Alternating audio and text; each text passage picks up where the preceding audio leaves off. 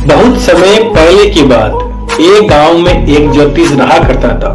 उसका विश्वास था कि वह तारों को देखकर भविष्य पढ़ सकता है, इसलिए वह सारी रात आसमान को ताकता रहता था। गांव वालों के सामने भी वह अपनी इस विधा के बारे में डीजे हाके करता था। एक शाम वह गांव की कच्ची सड़क पर पैदल चलता हुआ अपने घर की ओर जा रहा था।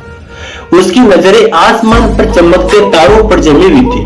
वह तारों को देखकर आने वाले समय में क्या छुपा है यह पढ़ने की कोशिश कर रहा था। तभी अचानक उसका पैर कीचड़ से भरे एक गड्ढे पर पड़ा और वह गड्ढे में जा गिरा।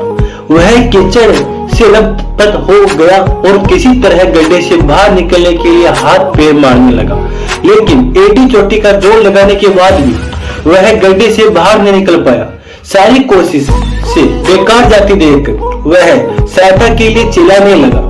उसकी चिल्लाने की आवाज सुनकर कुछ लोग दौड़े चले आए। उन्होंने उसे गड्ढे में गिरे देखा तो समझ गए कि आदतवश वह आसमान में तारों को देखकर भविष्य को समझने में लगा हुआ होगा और सड़क का गड्ढा उसने देखा नहीं होगा।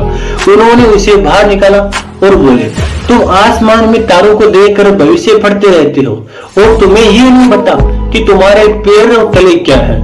भविष्य की तलाश में मत भटको, जो सामने है उस पर ध्यान दो। भविष्य अपना ख्याल खुद ही रख लेगा।